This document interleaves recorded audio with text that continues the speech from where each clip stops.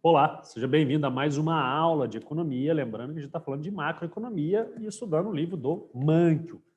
Basicamente, a gente está vendo todos os capítulos do livro, salvo algumas exceções em relação aos capítulos.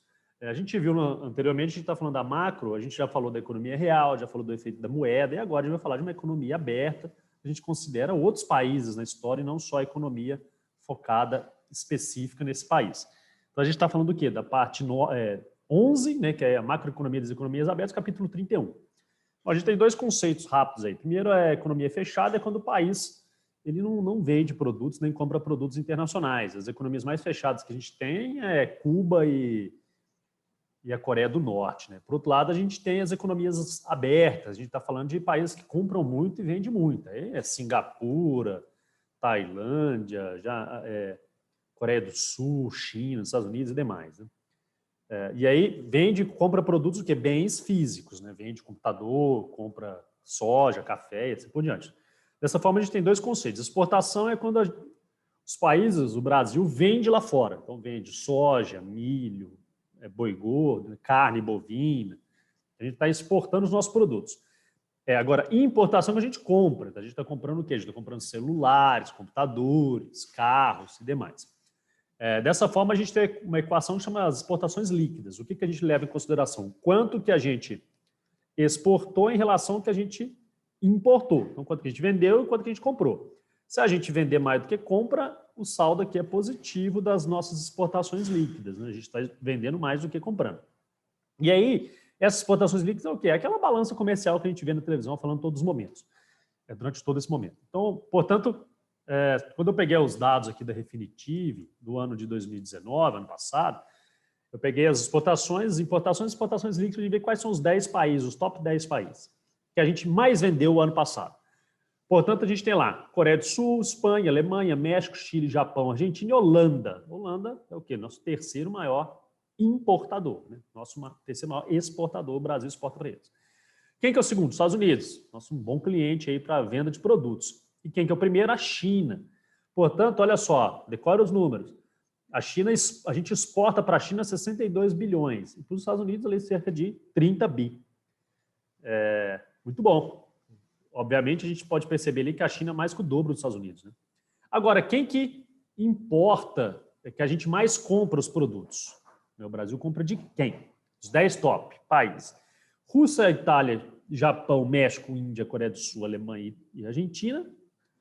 Estados Unidos em segundo lugar e em primeiro lugar também a China. Só que, olha só, a gente importa 37 bi da China e 32 bi dos Estados Unidos. Quando a gente faz aquela matemática, o que a gente percebe no caso dos Estados Unidos? Que a gente vende para eles 29 bi, 30 praticamente, e compra 32. Então a gente é deficitário, nossa exportação líquida é negativa com os Estados Unidos. A gente mais compra deles do que a gente vende para eles. Agora, por outro lado, a China é 62 bi indo, 37 vindo. A China já é o inverso. Então, quando a gente pega as exportações líquidas, o que são as exportações líquidas? É aquele nosso melhor cliente, aquele que a gente mais vende e menos compra, né? A gente tem o saldo mais positivo aí da balança comercial. Quem que é o primeiro? A China lá, 24 bi. Então a gente pega aqui, ó, olha lá, a China é o primeirão. E olha só, 24 bi é 3 vezes aí, mais que 3 vezes do que é o segundo lugar, que é a Holanda. Portanto, a China é nosso melhor freguês, é o nosso cliente número 1, que a gente tem que atender com o maior carinho, né? Quais são esses fatores que levam a essas exportações ou importação? Primeiro é a preferência do consumidor. A gente sempre gosta de um produto internacional, de uma determinada marca. Eu gosto de um celular tal, eu gosto de um perfume X do país tal. Ou seja, essas preferências que nos fazem comprar daquele país. Segunda coisa é o preço. Às vezes a gente olha lá e vê que os preços lá fora estão muito mais atrativos. Você vai trocar o pneu do seu carro, os pneus chineses às vezes são mais baratos que os nacionais, a gente prefere comprar lá fora. Outra coisa é a taxa de câmbio, que ela influencia muito, né? Só a gente pensar, poxa, a gente vende Havaiana, a empresa vai vender os Havaianas, os chinelos Havaiana aqui dentro lá fora. Imagina um exemplo hipotético, que aqui dentro a gente vende suponhamos por R$20 uma Havaiana, lá fora por $20 uma Havaiana. E aí, $20, R$20, se a taxa de câmbio tiver 1 para 1, se ela vender lá fora, vai ganhar $20, converte em reais a R$20, é na mesma. Agora, se essa taxa de câmbio dobrar, for para 2, ou seja, R$2 para $1. Ela vai vender lá fora ou aqui dentro? É obviamente que ela vai vender lá fora, porque ela vai vender $20, né? E vai vezes 2 vai dar R$40 por Havaiana. Então, a taxa de câmbio influencia muito. A renda, depois eu vou detalhar um pouco mais. A renda do consumidor é outra, né? Se você passa a ter mais renda, você consome mais tanto internamente quanto externamente. O custo do transporte e também as questões logísticas. Facilita bem. Então, você vai exportar para o Chile, por exemplo, no caso do Brasil, tem que fazer de barco. O barco tem que dar uma volta ali nas questões territoriais até o navio, né? Até chegar lá no Chile para levar a mercadoria. Não seria mais fácil construir uma linha férrea por dentro, passando pela Argentina e indo até o Chile? Talvez ficasse mais barato, diminuiria o custo desse transporte. E, além disso, que a gente está falando das políticas governamentais. O governo ele tem que participar, incentivar, criar blocos econômicos internacionais para facilitar essas vendas de produtos. Se ele não tiver interesse, infelizmente, não tem como. Além disso, além desse fluxo de bens físicos, nós temos o fluxo de dinheiro, né? Efetivamente, o que acontece? Você vai lá, você vai comprar uma ação de uma empresa lá fora, você vai investir num fundo de investimento internacional, mandar seu dinheiro para um banco estrangeiro, ou seja, é um fluxo de dinheiro, não necessariamente só de bens. E aí a gente chama isso daí de quê? De fluxo líquido de capital externo, também chamado de investimento externo líquido. O que considera? Considera a compra de ativos estrangeiros, ou seja, é brasileiro comprando ativo lá fora, comprando ações de empresa estrangeira, menos a compra de ativos internos. O que significa? É estrangeiro comprando as ações de empresas brasileiras, investindo nos fundos aqui dentro. Agora, olha só, é um valor aqui, é um valor aqui. Se esse cara é maior que esse, significa que os brasileiros estão investindo lá fora. Ou seja, esse cara aqui ele vai ser positivo. Só que esse cara positivo significa que o brasileiro está investindo lá fora, o dinheiro está saindo do país. Então está ocorrendo o que a gente chama de fuga de capital, né? O capital está saindo do país.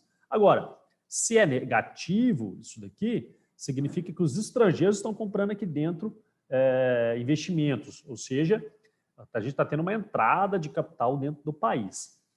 E aí, quais fatores levam em consideração essa fuga de capital, essa entrada de recursos dos investimentos? Pô, a taxa de juros lá fora, obviamente, né? Se a taxa de juros lá fora é mais atrativa que a taxa de juros interna, você vai investir lá fora. Outra coisa é a taxa de juros aqui dentro. Se a taxa de juros aqui dentro é muito mais alta, o pessoal vai investir aqui. Além disso, a gente tem o quê? A gente tem o risco soberano, o risco do país, que faz parte de toda a conjuntura aí do país, da calote, no dado, os investimentos dele. E também a questão das políticas governamentais que afeta a propriedade dos ativos.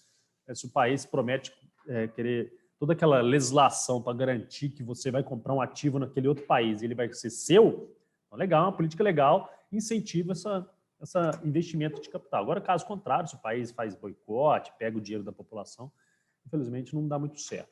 E aí, em questões de quando a gente olha a contabilidade, as exportações líquidas tende a ser igual aos investimentos estrangeiros líquidos. O investimento externo líquido, ou seja, se tem uma entrada muito de capital aqui dentro, aí o saldo passa a ser negativo, ou se tem uma fuga muito de capital, o saldo passa a ser positivo, que é igual às exportações líquidas, que é o inverso dos bens e serviços e dinheiros, né? E aí, a partir daí, a gente lembra lá, então, que a fórmula do PIB era o quê? Era o consumo das famílias, né? A gente tinha o PIB. Então, o PIB ele era o consumo das famílias, os investimentos, formação bruta de capital e o gasto do governo. E aí, além disso, agora a gente tem o quê? A gente tem as exportações líquidas, né? Que é as exportações menos as importações, que é o X menos M. E aí, quando a gente comparava, lembra que a gente comparava poupança com investimento, a gente comparava uma economia fechada, né? E a gente falava, poxa, a poupança era igual ao investimento, por quê? Porque a poupança nada mais é do que o que sobrava dos seus consumos, né? E a gente tinha poupança privada e a pública. E aí, basicamente, a poupança era o quê? Poxa, então, do meu PIB, que eu não tiro o que eu consumi, tiro o que o governo consumiu, o que sobra é aquele popô, né? Esse popô, de um lado, ele entra no mercado financeiro, ele sai na forma de investimento, que também expliquei no outro vídeo. Dessa forma, esse Y menos C menos G vai ser igual ao meu investimento mais minhas exportações líquidas.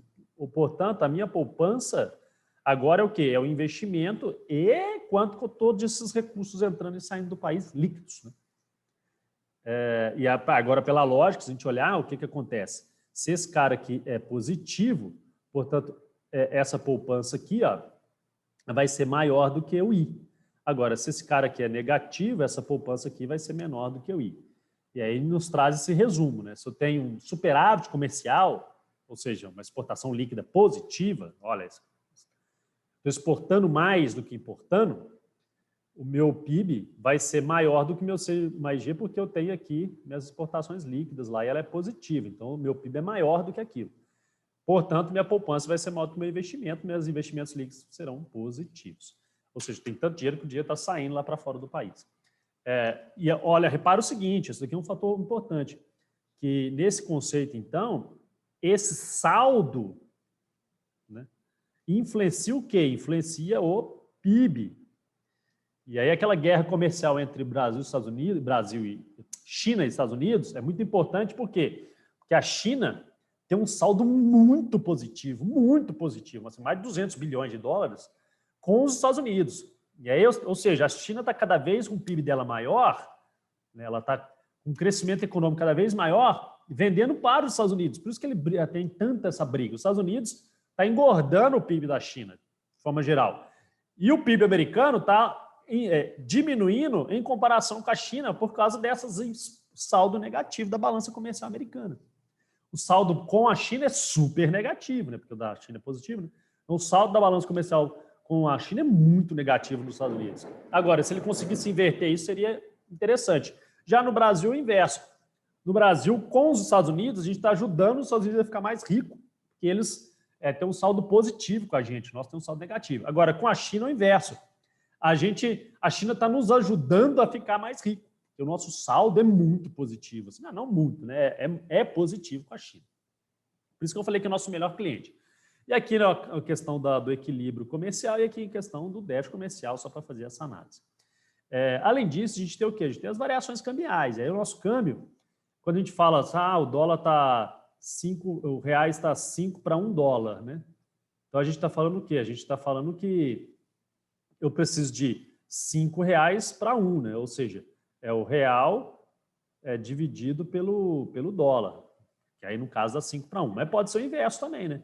Pode ser o dólar dividido pelo real. Aí se for 5 para 1 daria 20 centavos, eu preciso de 20 centavos de dólar para comprar um real. Então essa cotação aqui, ó, essa cotação ela vai lá de 5, ela pode chegar lá a 5,50, depois ela pode cair, assim, ela oscila todos os dias, né? Então, quando a gente fala que ele apreciou, a nossa moeda fortaleceu, significa que a nossa moeda ficou mais forte, né? E aí ela apreciou, no caso do fortalecimento da nossa moeda, significa que a cotação caiu, ou seja, eu preciso de menos reais para comprar um dólar, né? Agora, quando ela deprecia, significa que ela subiu, eu preciso de mais reais para comprar o mesmo dólar. Ou seja, minha moeda está mais fraca. Então, quando ela aprecia, a cotação dela cai. Logo, eu preciso de menos reais para comprar um dólar. A minha moeda está mais forte em comparação com o dólar. Quando ela deprecia, significa que ela sobe o valor dela, ela enfraquece, eu preciso de mais reais para comprar um dólar. Além disso, só que tem um outro detalhe, né? Poxa, então a gente viu lá que a gente tem os efeitos inflacionários das moedas do país, tem aqueles mesmos efeitos inflacionários na moeda do outro país. E a gente viu a questão do real e nominal, ocorre também entre a taxa de câmbio. E eu teria que fazer o quê? Eu teria que pegar a cotação da minha moeda vezes o índice de preço brasileiro dividido pelo índice de preço internacional para ter a taxa de câmbio real. Para eu saber exatamente qual que é essa taxa de câmbio, considerando o efeito inflacionário Brasil e o efeito inflacionário lá dos Estados Unidos, né? E aí tem a teoria de paridade de poder de compra. Pela lógica da teoria, a própria cotação ela já incorpora esses efeitos inflacionários. Ou seja, se eu vou comprar um Big Mac aqui no Brasil, suponhamos por R$25, e olha só, eu vou comprar um Big Mac aqui no Brasil, suponhamos por R$25, e a cotação está 5 para 1, né? Ou seja, teoricamente, esse Big Mac tem que estar custando o quê? 5 dólares lá nos Estados Unidos. Se ele custar 5 dólares nos Estados Unidos, e toda vez que o Big Mac subir nos Estados Unidos também sobe no Brasil pela variação cambial, ele incorpora as duas efeito inflacionário, a gente tem uma paridade de poder de compra, ou seja, os dois produtos são pedados pela mesma unidade de moeda, que nesse caso é 5 para 1. Tudo bem, pessoal? Então, espero que vocês tenham entendido um pouco sobre essas questões de exportações e importação. próximo vídeo eu vou explicar mais os efeitos disso em cima da economia, ok? Abraço, até o próximo vídeo.